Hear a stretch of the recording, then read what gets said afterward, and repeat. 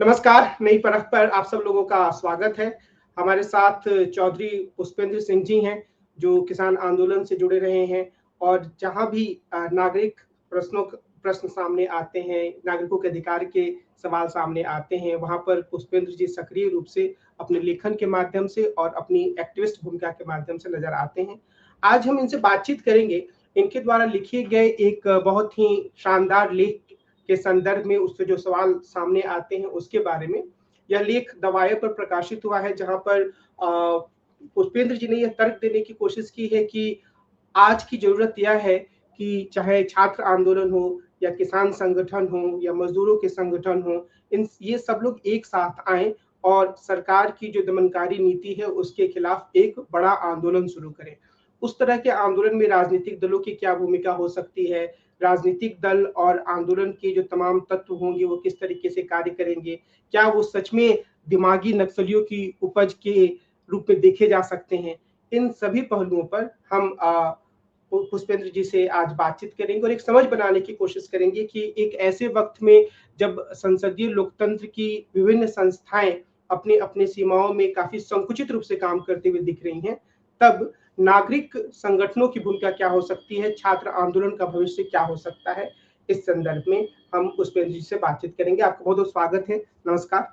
जो धन्यवाद। पहला प्रश्न पुष्पेंद्र जी मैं आपसे करना चाहूंगा वो ये कि आज जो आपका लेख द वायर में प्रकाशित हुआ है, उसमें आपने एक तरीके से यह तर्क देने की कोशिश की है कि गृह मंत्री के रूप में अमित शाह बिल्कुल नाकाम रहे हैं और उन्होंने कोई अकाउंटेबिलिटी नहीं ली है। लेकिन उसके साथ ही यह बात भी सामने आती है कि चाहे विपक्षी दल हो या फिर जो आंदोलन सामने आए हैं पिछले कुछ वर्षों में, वो भी सरकार को बहुत गहरे स्तर पर अकाउंटेबल नहीं बना पाए हैं। यह जरूर हुआ है कि छात्र आंदोलन ने शिक्षा मंत्री को इस्तीफा देने पर मजबूर किया।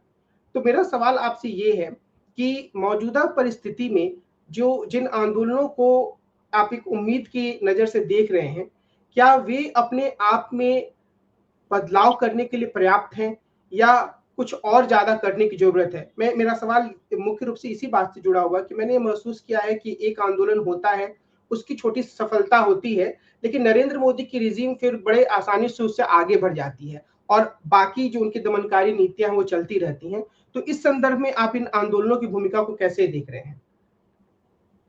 देखिए डॉक्टर साहब, पहले तो जो आपने जिक्र अमित शाह जी का किया, उसमें मैंने विस्तार से बताया है। हालांकि उस पहले भी एक वायर में मैंने लेख लिखा था जिसकी हेडलाइन थी कि why home minister Amit Shah must resign. वो ये जो छात्र आंदोलन अभी हुआ है, जिसमें 20 जुलाई को भारी दमन छात्रों का जो है पुलिस फोर्सेस द्वारा और उनके खिलाफ तरह तरह की जो क्रूरता मैं कहूँगा की गई है। जी। और जो सारी फोर्सेज हैं वो गृह मंत्रालय के अंतर्गत आती हैं, चाहे दिल्ली पुलिस हो या आरएएफ हो या तमाम हो। तो उसके संदर्भ में और उसकी अकाउंटेबिलिटी इन्होंने नहीं दी। उसके विषय में ना इन्होंने कोई स्टेटमेंट दिया, पार्लियामेंट में ये आए नहीं 20 दिन तक, और ना ही जो है इस्तीफा जो विपक्ष मांग रहा था वो दिया। तो उस परिप्रेक्ष्य में मैंने पहले लिखा था वायर में, और ये दूसरे हाँ। लेख का आपने जिक्र किया है। तो उसमें मैंने बताया था कि सिलसिलेवार किस तरीके से 2020-21 से ही, जब ये 19 में गृह मंत्री बने थे, उसके बाद किसान आंदोलन हुआ दिल्ली में, उनका किस तरीके से दमन किया गया सारे देश ने देखा। उसके बाद जो सीए आंदोलन के दौरान 2020 में दिल्ली के दंगे हुए, जबकि उसी वक्त तत्कालीन यूएस के राष्ट्रपति ट्रंप साहब भी दिल्ली में मौजूद थे, और 50 से ज्यादा लोग जो है उसमें मारे गए, प्रॉपर्टी का नुकसान हुआ, उसकी जिम्मेदारी इन्होंने कभी नहीं ली। उसके बाद जो मणिपुर की घटना है, मणिपुर 3 साल से लगातार अभी तक भी जल रहा है, वहां पर सिविल वॉर की स्थिति है, उसकी कोई जिम्मेदारी इन्होंने नहीं ली। उसी दौरान अप्रैल मई में जिस आंदोलन में हम भी खुद शामिल थे, महिला पहलवानों का आंदोलन हुआ, जिनमें उनको कुचला गया। जिस दिन पार्लियामेंट का उद्घाटन हो रहा था, जबकि वो महिलाएं देश का गौरव बढ़ाने का काम कर रही थी, और भाजपा का एक दुराचारी जो सांसद ब्रजभूषण शरण सिंह है, उसके द्वारा यौन शोषण के आरोप उसके ऊपर थे, उसका साथ देने का इन्होंने काम किया, उनको कुचल दिया। हमारी महिला पहलवान बेटियों को उसकी कोई जिम्मेदारी नहीं ली। उसके बाद पिछले साल दो बड़ी घटनाएं हुई। एक तो पहलगांव में हमला हुआ, इन्होंने कहा था भाई बहुत अच्छा हो गया है कश्मीर में, उनके ऊपर हमला हुआ, हमारे 26 लोग मारे गए। और पिछले साल ही जो उसके कंसिक्वेंस में ऑपरेशन सिंदूर, एक छोटा वॉर हमें मजबूरी में लड़ना पड़ा पाकिस्तान से। तो कितना बड़ा नुकसान और देश का हो सकता था इनकी नाकामी की वजह से। पिछले साल नवंबर में ही एक विस्फोट हुआ था लाल किले के सामने, वहां भी 8-10 लोग मारे गए। तो और ये फाइनली 20 जुलाई की घटना तो सारे देश ने देखी है, किस तरीके से छात्रों को कुचला। तो ये तमाम घटनाक्रम जो है बताते हैं कि भाई ये एक फेल्ड गृह मंत्री है, ये जिम्मेदारी नहीं लेते हैं और पद से इस्तीफा नहीं दे रहे हैं। और जो डेमोक्रेसी है उसके अंदर जो बेसिक फाउंडेशन है वो ये है कि आपको जो ताकत सौंपी गई है, यदि आप उसका दुरुपयोग करते हैं या उसका जो है प्रयोग ना करके, acts of omission and commission जिसको कहते हैं, आप जिम्मेदारी नहीं लेते हैं, अकाउंटेबल नहीं है, पार्लियामेंट में आके जवाब नहीं देते हैं, तो आप फेल्ड गृह मंत्री हैं, तो आपको इस्तीफा देना चाहिए। तो ये बात हमने विस्तार से उस आर्टिकल में बताई थी। अब ये जो आपने दूसरा प्रश्न उठाया आंदोलनों वाला, देखिए ये जो बात अभी आई है, जो दिमागी नक्सल से शुरू हुई है, विशेषकर जो हमारे प्रधानमंत्री ने लाल किले की प्राचीर से कुछ लोगों को, विशेषकर अपने विरोधियों को दिमागी नक्सल कहते हुए खारिज करने का काम किया है। तो उसमें हमने ये कहा है कि भाई ये सारे घटनाक्रम जो हुए हैं, चाहे वो फील्ड गृह मंत्री की बात हो या छात्रों के ऊपर अन्याय करने की, अत्याचार करने की बात हो, तो इस सरकार में क्योंकि मोदी और अमित शाह ही सबसे टॉप पर बैठे हुए हैं, बिना मोदी की मर्जी के किसी मंत्री का कोई जो है ताकत नहीं है वो जाकर के ऐसी पुलिस एट्रोसिटीज या ब्रुटैलिटीज जो है हमारे अपने छात्रों के ऊपर कर दे। तो हम कह रहे हैं कि भाई ये भी जिम्मेदार है और इनका जो भी उसके साथ ही साथ जो है जवाबदेही तय होनी चाहिए। ये स्वयं भी, यानी प्रधानमंत्री के रूप में भी पूरा सेशन, मानसून सेशन निकल गया, दोनों ही नहीं आए। तो ये कमाल की बात है जो इस देश में जो है फिलहाल हम देखने को हमें मिल रही है। जी। एक चीज जो नजर आई कि संसद के भीतर तो गृह मंत्री नहीं आए, प्रधानमंत्री नहीं आए और आखिरी दिन 3 मिनट के लिए लोग आए। लेकिन दो महत्वपूर्ण घटनाएं हुई पिछले 1 महीने के भीतर। एक बार तो शिक्षा मंत्री का इस्तीफा हुआ छात्रों के आंदोलन के दबाव के कारण, उनके मांगों के कारण। और फिर ये भी अपने आप में एक अप्रत्याशित था कि कल राहुल गांधी पैलेट गन से घायल हुए छात्र को लेकर थाने में गए और सुबह जब वो गए थाने में तो सारे भाजपा के नेताओं ने कहा कि ये अराजकता फैलाने का काम कर रहे हैं और एफआईआर तो दर्ज नहीं होगा। कुछ कुछ उन लोगों ने तर्क दिए, लेकिन राहुल गांधी डटे रहे और एक एफआईआर दर्ज हुआ। तो इससे ऐसा लगता है कि सरकार जो है वो विपक्ष की मांगों के सामने या छात्रों की मांगों के सामने झुक रही है। लेकिन जो आपने अपने तर्क में, अपने आलेख में जो तर्क दिया है वो ये है कि एक तरीके से ऐसा दिखता है कि पूरा मैंडेट जो है लोग खो चुके हैं, यानी कि एक बिल्कुल ही अलोकप्रिय और नकारा सरकार साबित हो रही है। क्या ऐसा कहने के कुछ और ठोस आधार हैं या फिर इन गतिविधियों के आधार पर हम ये निष्कर्ष निकाल सकते हैं कि ऐसा करना थोड़ी जल्दबाजी नहीं होगी? देखिए डॉक्टर साहब, इसमें मैंने विस्तार से पूरी चार्जशीट जो है, मोदी शाह जो है पिछले 25 साल से ताकत में है। पहले 2014 तक, 2001 से 14 के बीच में ये गुजरात के मुख्यमंत्री रहे और अमित शाह इनके नंबर 2 रहे वहां पर भी। और उसके बाद ये 2014 में जब देश के प्रधानमंत्री बने, उस टाइम भी अमित शाह पूरा जो है सत्ता का भोग करने में या सत्ता के उपयोग दुरुपयोग में शामिल इनके साथ रहे। तो पिछले 25 साल से लगातार ये सत्ता में बने हुए हैं। और जैसा कि मैंने लेख में भी जिक्र किया था कि राहुल गांधी ने पिछले दिनों अपने एक भाषण में कहा था कि साहब हम इनकी नींद हराम कर देंगे, इनको इस्तीफा देने के लिए मजबूर कर देंगे। तो उस परिप्रेक्ष्य में भी मैंने कहा है कि भाई ये इतनी आसानी से जाने वाले नहीं है। हालांकि इनका के जो पाप का है वो इतना ज्यादा है, जिस तरीके से मैंने बताया कि तमाम संस्थाओं पर इन्होंने कब्जा कर लिया है। इलेक्शन कमीशन सबसे महत्वपूर्ण संस्था है हमारे देश की, जो पीसफुल ट्रांसफर ऑफ पावर, शांतिपूर्ण तरीके से जो हार गया है वो हट जाता है और जो चुनाव जीत गया है वो जो है सत्ता में आ जाता है 5 साल के लिए, सदा सदा के लिए नहीं। और उसको सत्ता सौंपी जाती है संवैधानिक रूप से, कानून के रूप के अंडर, यानी रूल ऑफ लॉ के थ्रू जो है गवर्न करने के लिए, ना कि अपनी मनमर्जी चलाने के लिए।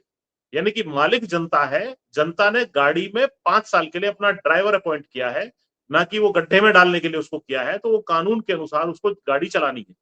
तो ये जो है लगातार इन्होंने क्या किया कि ज्ञानेश गुप्ता जैसे लोगों को वहां बैठा करके जो भ्रष्ट रहे हैं और सारे तंत्र पे कब्जा कर लिया। चुनाव में एसआईआर के माध्यम से वोट काट दी जाती हैं, बंगाल में मुसलमानों की काटी गई, उसके बाद अब यूपी आ रहा है तो यहाँ यादवों की और मुसलमानों की काट दी जाएंगी। हरियाणा का चुनाव देख लो, घटा बढ़ा दिया गया। महाराष्ट्र का देख लो परसेंटेज के भाई अभी वोट परसेंटेज 60 है, फिर 66 निकल आया 2-3-4 घंटे बाद ही। बंगाल में या बिहार में तो तमाम चुनावी गड़बड़ियां की जा रही है। चुनाव का भारी पैमाने पर मैनिपुलेशन हो रहा है, वोटर लिस्ट से लेकर के और चुनाव होने तक। और 4-5 हजार के वोटों के अंतर से जीतने हारने वाले में सर्टिफिकेट तक दूसरे व्यक्ति को दे दिया जाता है जो हार चुका हो। तो ये वास्तव में क्या है कि जो हारे हुए को जीता हुआ डिक्लेयर कर दे, ऐसा चुनाव आयोग यहाँ पर आकर के बैठ गया है। दूसरा, जो लेजिस्लेचर है, जो हमारा विधायिका है, अगर पार्लियामेंट में जाकर के कोई व्यक्ति आवाज उठाना चाहे तो उसकी आवाज माइक बंद कर दिया जाता है या उस विषय को उठाने ही नहीं दिया जाता। जिस तरीके से 2 बड़े मुद्दे इस मानसून सेशन में आए थे, पहला था राम मंदिर चोरी का और दूसरा मुद्दा जो था ये पुलिस एट्रोसिटीज जो हमारे युवाओं के ऊपर 20 जुलाई को की गई। इन दोनों मुद्दों को कोई चर्चा में लाने ही नहीं दिया गया, इसको ब्लॉक कर दिया। इसमें पार्टीशन बनके, पक्षपाती बनके जो हमारे स्पीकर हैं ओम बिरला जी, वो बैठ गए, जबकि वो पद संवैधानिक रूप से न्यूट्रल पद होता है, किसी पार्टी का पद नहीं होता। तो वो रास्ता आपका ब्लॉक कर दिया गया है। और इसकी सबकी शिकायत लेकर के यदि आप जुडिशरी में जाएं तो जुडिशरी दूसरी तरफ देख रही है, यानी वो भी इसको को नजरअंदाज कर देती है। तो ये भी, उसमें भी जिस तरह के जो सीजीआई हैं आज की तारीख में, सूर्यकांत शर्मा, वो अपने ही नागरिकों को किसी को कॉकरोच बता देना, उनके सामने राम मंदिर का लेकर के आए पीआईएल फाइल की, तो कहा भाई आराम से, क्या दिक्कत है, आराम से देख लेंगे इसको, यानी महीने भर की बात डेट लगा देना। तो इसी तरह जब पुलिस एट्रोसिटीज की बात लेकर के कुछ वकील वहां पहुंचे पीआईएल फाइल की, तो उन्होंने कहा भाई मेरे पास टाइम नहीं है आपके इन वीडियोस को देखने का जो आप बात कर रहे हैं। तो ऐसे जो चीफ जस्टिस के रूप में जो बहुत महत्वपूर्ण पद है, जो वास्तव में जुडिशरी जो है हमारे संविधान का वो अंग है जो संविधान की रक्षा करता है, नागरिकों के अधिकारों की रक्षा करता है। ऐसा लग रहा है कि नागरिकों के अधिकारों को सरकार यदि कुछ ले तो उसके ऊपर चुप्पी साध के, मौन साध करके जुडिशरी बैठ गई है और इन्हीं का साथ देने का काम कर रही है। और ये सारा ड्रामा जो चल रहा है, इसके ऊपर जो है मीडिया, जिसको उजागर करना चाहिए सारी सच्चाई पूरे देश के सामने, वो गोदी मीडिया बन के बैठा है। कुछ चैनल जो यूट्यूब वाले हैं और आप जैसे जो सम्मानित लोग हैं या चैनल हैं, वो लोग फिर भी सच्चाई दिखा रहे हैं जनता को, लेकिन जितना रीच बड़े मीडिया का होता है उस हिसाब से तो रीच नहीं बन पाता। और अभी तो मैं देख रहा हूँ, पिछले दिनों इंडियन एक्सप्रेस में स्टोरी छपी थी कि कंटेंट के ऊपर भी बैन लगा दिया जा रहा है। ट्विटर हैंडल्स हैं या यूट्यूब हैंडल्स हैं, उनको वीडियो डाउन करने के लिए और उस तरह की इंस्ट्रक्शंस दी जाती हैं। तो गला घोटने का काम चारों तरफ से, यानी कि सरकार फेल हो चुकी है, आपका चुनाव आयोग इन्हीं का साथ दे रहा है, न्यायपालिका फेल हो चुकी है, विधायिका में आप अपनी बात उठा नहीं सकते। तो आखिर नागरिक जाएगा तो जाएगा कहां पर? तो इसलिए मैंने ये कहा है कि भाई आपको सड़कों पर उतरना पड़ेगा। सड़कों पर उतरने के अलावा अब आपके पास कोई चारा नहीं है। उसी का एक आपने प्रमाण देख लिया कल, तुरंत जैसे सड़कों पर उतरे राहुल गांधी, तो ये एफआईआर दर्ज करने के लिए मजबूर हुए। लेकिन देश को ये भी दिखाई दे गया कि क्योंकि अमित शाह के नीचे ही ये दिल्ली पुलिस आती है और पैलेट गन की जो फायरिंग हुई है, ये जो बहुत ही जो है गंभीर मुद्दा है, इसके खिलाफ खुद लीडर ऑफ अपोजिशन जो जो कम से कम जो है 200 से ज्यादा सांसदों को एक तरीके से रिप्रेजेंट करता है, उसकी बात भी 6-7 घंटे के धरने के बाद सुनी जाती है। जबकि ये सामान्य अधिकार है एक नागरिक का जाकर के कंप्लेंट लिखवाना, और कॉग्निजेबल ऑफेंस हो तो तत्काल उसकी एफआईआर दर्ज होनी चाहिए, एक्शन शुरू होना चाहिए, इंक्वायरी होनी चाहिए और उसको प्रोसीड करना चाहिए मुकदमे को। तो उसके खिलाफ इतना ज्यादा धरना देने के बाद जो सामान्य मशीनरी होनी चाहिए कॉन्स्टिट्यूशन के अंडर, जो अपने आप स्वतः एक्टिवेट हो जानी चाहिए, पुलिस रक्षा करने के लिए है, एफआईआर दर्ज करने के लिए, अन्याय आपके खिलाफ हो रहा है तो उसके खिलाफ कार्रवाई करने के लिए है, तो उस मशीनरी को एक्टिवेट करने के लिए इतना जोर लगाना पड़ रहा है। और ये चीज हमने खुद, जब महिला पहलवान बेटियां हमारी बैठी थी धरने पर, तो पहले उन्होंने शिकायत सामान्य रूप से की थी, उनकी एफआईआर दर्ज नहीं होने दी। इसी तरीके से जब वो धरने पे बैठ गई तब भी नहीं दर्ज होने दी। फिर सुप्रीम कोर्ट उनको मजबूरी में जाना पड़ा, सुप्रीम कोर्ट के आदेश के बाद उनकी एफआईआर दर्ज हुई। तो देश में जो है एक किस्म का बनाना रिपब्लिक चल रहा है, उसी के खिलाफ सड़कों पे उतरने की आवश्यकता है। जी। एक तो हम छात्रों का आंदोलन देख रहे हैं और ये भी दिख रहा है कि सीजेपी अपने काम का विस्तार कर रही है, स्कूलों में उनके दल जा रहे हैं, कुछ मारपीट की घटनाएं भी राजस्थान में हुई। मैं दर्शकों के लाभ के लिए और अपने लाभ के लिए भी समझना चाह रहा हूँ कि अभी क्या कोई ऐसी संभावना बन रही है कि देश में कोई बड़ा किसान आंदोलन हो, और क्या इस पे विद्यार्थी संगठनों से या मजदूर संगठनों से बातचीत की भी कोई आधारशिला दिख रही है? जैसा कि आपने अपने लेख में कहा है कि इनको मिलजुल कर एक आंदोलन चलाना चाहिए, तो किसानों के संदर्भ में इस तरह के आंदोलन के आने की संभावना दिख रही है? देखिए डॉक्टर साहब, आप तो स्वयं जो है पॉलिटिकल साइंस के प्रोफेसर हैं, और पॉलिटिकल थ्योरी जो हमने थोड़ी बहुत पढ़ी है, ये एक ऑन लिबर्टी करके किताब है जॉन स्टुअर्ट मिल की। इसके विषय में अवश्य आपने भी जो है पढ़ाया भी होगा, पढ़ा भी होगा। इन्होंने ये कहा है कि समाज में कमजोर और मजबूत दोनों तरह के लोग हो सकते हैं। मजबूत लोग जो है कमजोर को दबा सकते हैं। तो समाज ने सोचा कि इन सबसे हम सबसे मजबूत एक संस्था बनाई जाए जिसका नाम सरकार होगा, उसको ऐसी ताकत सौंपी जाए जो किसी भी गरीब के ऊपर कोई भी अत्याचार ना कर सके, या कोई भी व्यक्ति जिसके खिलाफ जो है कोई अन्याय हुआ हो उसको जो है चेक कर सके, उसको रोक सके। इसके लिए ये संस्था तैयार की गई है। और उन्होंने एक उदाहरण इसमें जो है किंग ऑफ वल्चर्स का भी दिया है स्टुअर्ट मिल ने। उन्होंने कहा है कि भैया एक किंग ऑफ वल्चर्स होना चाहिए, अगर जो है जो नीचे के लोग एक दूसरे को दबाएंगे तो वो आकर के उनको ठीक कर सके, यानी कि न्याय कर सके सबके साथ। लेकिन कभी कभी वो अपने ही नागरिकों के खिलाफ उस ताकत का इस्तेमाल कर सकता है सरकार के रूप में।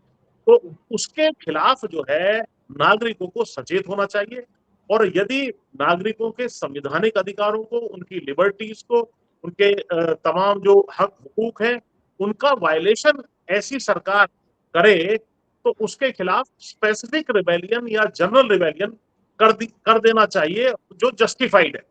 ये इन्होंने थ्योरी दी है। तो इसको आधार बना करके मैंने इसमें लेख में भी विस्तार से बताया है कि आज की तारीख में जो मैंने आपको विस्तार से अभी तक बताया कि ये सरकार जो है कार्यपालिका, न्यायपालिका, विधायिका, मीडिया सब फेल हो गया है। तो सड़कों पे उतरने के अलावा और कोई चारा नहीं है। अब सड़कों पे अकेले राहुल गांधी उतरे ये भी ठीक नहीं है, ना उनसे हो पाएगा। तो मैंने सुझाव दिया है कि ऑपोजिशन वाले स्वयं पहल करें, राहुल गांधी पहल करें, और उसमें किसान संगठनों को न्योता दें, मजदूर संगठनों को न्योता दें, ये सीजेपी वालों को, युवा संगठनों को, मूवमेंट्स को न्योता दें, तमाम सिविल सोसाइटी के लोगों को न्योता दे करके एक बड़ा अम्ब्रेला बनाए और एक विशाल आंदोलन। क्योंकि ये सरकार एक तरीके से जन विरोधी सरकार, जनता की भावनाओं को और जनता के अधिकारों को कुचलने वाली सरकार, स्टूडेंट्स के ऊपर किसान आंदोलन में एट्रोसिटीज, महिला पहलवानों पे एट्रोसिटीज, चुनाव आयोग पे कब्जा, जुडिशरी पे कब्जा, तमाम संस्थानों पे कब्जा, ईडी सीबीआई के माध्यम से अपने विरोधियों को कुचलने का काम, पार्टियों को तोड़फोड़ करना, रातों रात सांसदों को अपने पाले में लालच की वजह से, डर की वजह से कर लेना, सरकारों को गिरा देना। तो लोकतंत्र कहाँ चल रहा है? तो इनका मैंडेट जो है, ये मैंने कहा है उसमें कि अब 3 साल और बाकी है। क्या 3 साल तक हम इसी सरकार को झेलें? और 3 साल बाद भी क्या गारंटी है कि इलेक्शन कमीशन फेयर इलेक्शन करवाएगा और इनको जो है हटाने का मौका जनता जो है वोट इनके खिलाफ दे देगी, फिर भी कहीं इन्हीं को ना जिता दिया जाए कागजों में। तो ये सारी चीजों के मद्देनजर एक ही रास्ता बचता है, वो ये है कि सड़कों पर ये तमाम संगठन मिलकर के उतरें और इस सरकार को उखाड़ करके फेंके। अब जैसे ही इसके लिए उतरेंगे तो परमिशन मांगेंगे कि साहब हम जंतर मंतर पे बैठे या रामलीला मैदान में बैठे, तो निश्चित रूप से परमिशन नहीं दी जाएगी। जैसे कि इनकी इनकी चाल चरित्र और चेहरा सामने आया है सरकार का। तो क्या किया जाए? तो हमने सुझाव दिया है कि दिल्ली को ब्लॉकेड, जिस तरीके से किसान आंदोलन के दौरान हम लोगों ने किया था 2020-21 में, सभी रास्ते, मुख्य रास्ते जो दिल्ली की तरफ आते हैं उसको ब्लॉकेड कर दिया जाए, शांतिपूर्ण तरीके से सारा आंदोलन हो। और जब तक ये इस्तीफा दे करके या अपनी जिम्मेदारी लेकर के ना चले जाए, जब तक जो है वहां बैठा जाए। क्योंकि देखिए 20 तारीख तक जो गलतियां थी उसके लिए जिम्मेदार थे धर्मेंद्र प्रधान, वो जा चुके शिक्षा मंत्री। लेकिन 20 तारीख को जो अपराध किया गया और उससे पहले जो तमाम अपराध गृह मंत्री के रूप में मैंने आपको गिनाए वो जो इन्होंने किए हैं, उसकी जिम्मेदारी तो इनको लेनी पड़ेगी। और ये सारे तंत्र को किस तरीके से तोड़ मरोड़ कर रहे हैं मोदी और अमित शाह मिलकर के, इनको जिम्मेदारी लेनी पड़ेगी। तो ये वो ड्राइवर है जो गड्ढे में गाड़ी को डाल चुका है। गाड़ी क्योंकि हमारी है तो अब हमारी जिम्मेदारी के कान पकड़ के इस ड्राइवर को उठा करके बाहर फेंके। अपने आप जाने वाले ये नहीं है। ये मेरी पूरी इसमें थ्योरी है। जी। एक समझ ये बनती है कि चुनावी राजनीति से भी काफी परिवर्तन हो सकता है। कई सारे लोग ये बोलते हैं कि आने वाले वर्ष में 2027 में जो चुनाव होने वाले हैं, अगर उसमें विपक्ष मिलजुल कर लड़े, अच्छी तरीके से उनको पराजित कर दे, खासतौर पर उत्तर प्रदेश जैसे राज्य में, तो वैसे ही भारतीय जनता पार्टी की सत्ता हिल जाएगी। तो एक तो इस तरह की थीसिस है। जो आप ये बात कर रहे हैं कि सड़क की राजनीति हो और सारे संगठन एकजुट हों, तो उसमें सबसे महत्वपूर्ण मुद्दा जो मुझे आपकी बातों से भी लगा वो ये है कि चुनाव आयोग के शिकंजे से चुनाव को निकाला जाए, जिस तरीके से वो चीजों पर कब्जा करके बैठा है। लेकिन हाल फिलहाल में हम देखते हैं कि अब इसकी बातचीत ज्यादा हो नहीं रही है। राहुल गांधी जब तक करते थे मीडिया में थोड़ी बहुत इसकी चर्चा भी हुई, फिर मीडिया ने इसको सैबोटेज करने की भी कोशिश की, क्योंकि बड़ा मुद्दा नहीं है। तो जो राजनीतिक दल हैं, क्या आपको इस मुद्दे को लेकर बहुत गंभीर लगते हैं? मुझे तो कई बार ये लगता है कि अंत में ये मान लिया जाता है कि मोटे तौर पर चुनाव ठीक हो रहे हैं, 2-3% की, हालांकि 2-3% बहुत बड़ा होता है, कुछ हेराफेरी हो रही है। मेरा सवाल ये है कि जो नागरिक संगठन है, उनके मुद्दों में क्या कोई आप एक क्रम स्थापित करते हुए देखना चाहेंगे कि पहली वरीयता का मुद्दा ये है, दूसरा ये है, तीसरा ये है, या सभी मुद्दों को लेकर वो एक साथ सामने आए? देखिए डॉक्टर साहब, सबसे बड़ा मुद्दा यही है, अगर चुनाव फेयर नहीं हो रहे हैं, हारने वाले को जिता दिया जा रहा है, चाहे एक सीट की बेईमानी क्यों ना हो, तो आपका जो सोशल कॉन्ट्रैक्ट है, जो ये रूसो कहता है, ये भी जो है बहुत महत्वपूर्ण किताब है, द सोशल कॉन्ट्रैक्ट रूसो की, इसमें इसने साफ कहा है कि अगर शक्ति के माध्यम से आप सत्ता में आते हैं तो आपसे बड़ी शक्ति के माध्यम से आपको हटाया जा सकता है। तो इसलिए सत्ता जब भी आए या मेंटेन होगी, वो जो जो जिनको आप गवर्न कर रहे हैं उनकी कंसेंट से होगी, उनकी मर्जी से होगी। यानी कि जनता की मर्जी अगर है कि भाई मोदी जी आप गवर्न करें तो मोदी गवर्न करेंगे, उनकी मर्जी है जनता की कि भाई राहुल गांधी आए या कांग्रेस आए तो वो आएंगे सत्ता में। लेकिन चुनाव के मैनिपुलेशन के माध्यम से यदि कोई आ रहा है तो इसमें साफ बताया है कि भाई पहले जो हमारी जो नेचुरल जो स्टेट थी वो थी, हम हथियारों के बल पे, ताकत के बल पे सत्ता में बैठते थे। फिर जब लोगों ने रियलाइज किया लंबे समय तक कि भाई तुम्हारे आदमी मारे जाते हैं, हमारे ही मारे जाते हैं, तो ऐसा करो सिरों की गिनती कर लो, जिसके पक्ष में ज्यादा लोग होंगे वो सत्ता में बैठ जाएगा। लेकिन गिनती में अगर कोई धांधली कर रहा है, गिनती अगर एक आदमी को ज्यादा वोट मिल रही है और दूसरे को कम मिल रही है, कम वाले को जिता रहा है वो सोशल कॉन्ट्रैक्ट वहां खत्म हो गया।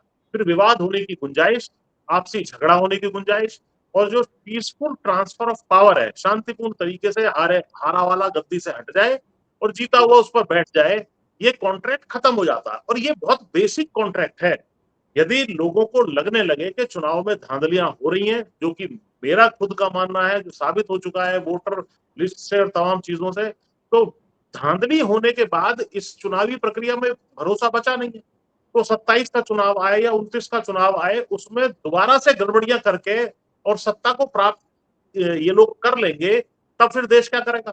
तो जो क्वालिफाइड ही नहीं है गद्दी पर, जिसको आदेश नहीं मिला है जनता का, वो अगर गद्दी पर इस तरीके से हेर फेर करके बैठ जाता है तो उसको हटाने के अलावा कोई चारा नहीं है। जब तक ये व्यवस्था नहीं बदलेगी, और इस व्यवस्था को बदलने का काम केवल आंदोलन से हो सकता है, क्योंकि जैसा मैंने आपको बताया, बाकी सभी अंग, कार्यपालिका, विधायिका और बाकी सब जो है न्यायपालिका वगैरह, सब फेल हो गए हैं और मीडिया पर्दा डाल रही है। तो हमारे पास या जनता के पास, वी द पीपल, जिनका जिक्र मैंने इस लेख में भी किया है, एक ही रास्ता बचता है कि हम जो सोवरेनिटी है, जो संप्रभुता है, वो व्यक्तियों की, लोगों की संप्रभुता है, उस ताकत को कुछ समय के लिए हम लोग सौंपते हैं शासक को, जिस भी पॉलिटिकल पार्टी को।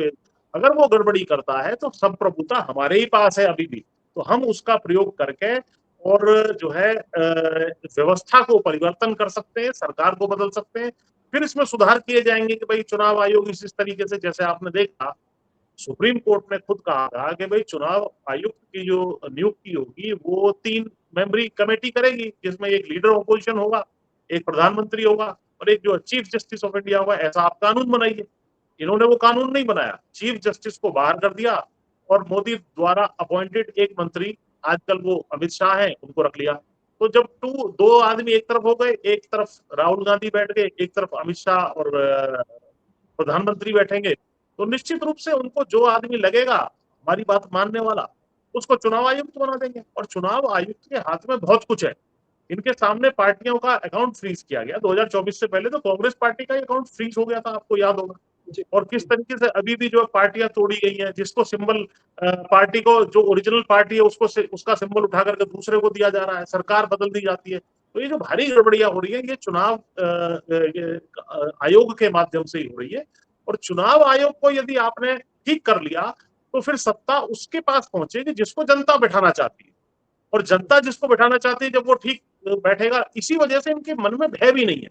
ये भी आपने देखा होगा कि इतने बड़े अत्याचार इन्होंने किए, 13 महीने तक किसान बैठे रहे, 700 से ज्यादा किसानों की शहादत हो गई, महिला पहलवानों को कुचल दिया, सारे कॉन्ट्रैक्ट और ठेके पट्टे जो है सारे सारे उठा करके अपने क्रोनी कैपिटलिस्ट मित्रों को, अदानी अंबानी को सौंप दिए जाते हैं। तो भय क्यों नहीं है इनके मन में? भय इसलिए नहीं है कि मैं कुछ भी करूं, परीक्षा का परिणाम स्वयं मेरे ही हाथ में है।